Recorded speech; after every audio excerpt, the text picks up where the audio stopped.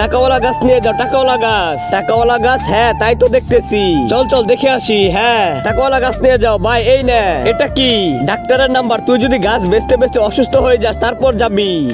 আবে দূর শালা, আমি অসুস্থ হবো কেন? যা এখান থেকে ভাগ। ভাই টাকাওয়ালা গাছ নিয়ে নে, আমরা অনেক কোটিপতি হয়ে যাব। নিয়ে নে। ঠিক আছে। আরে ভাই আমাদের একটা দেও তাহলে। ঠিক আছে। আব্বে ভাই তুমি টাকা কেন দিতেছ? আব্বে আমি টাকা নিতেছি গিয়া, তারপর তুমি গাছ লাগাবে, তারপর তোমাদের গাছের টাকা হবে। চল ঠিক আছে, তুমি টাকাগুলো তুলে নাও, তারপর গাছ দাও।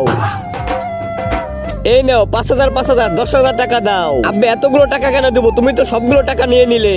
বিজনেস আমার বিজনেস, টাকা দাও আমাকে। এই নে, গাছের ভিতর যদি টাকা না হয় তাহলে তোকে অনেক মার দিব। টাকা হবে, যাও। টাকা যদি না হয় শালাকে অনেক মার দিব। ভাই এখানে লাগা। চল ভাই একটা লাগা। হ্যাঁ চল ভাই আরেকটা লাগা।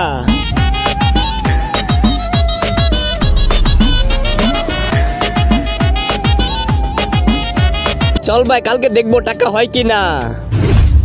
হ্যাঁ আব্বে গাছের ভিতর টাকা হয়েছে। আব্বে অনেকগুলো টাকা, আমরা তো ধনী হয়ে যাব।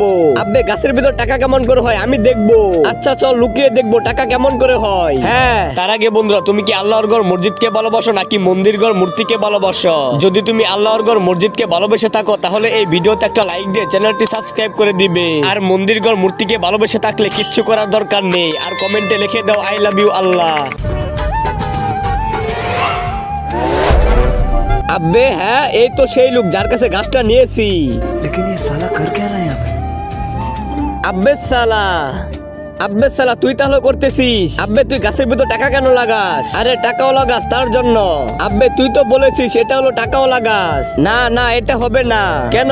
আব্বে যেগুলো টাকা আমি গাছের ভিতর লাগিয়েছি সেই টাকাগুলো দেখো।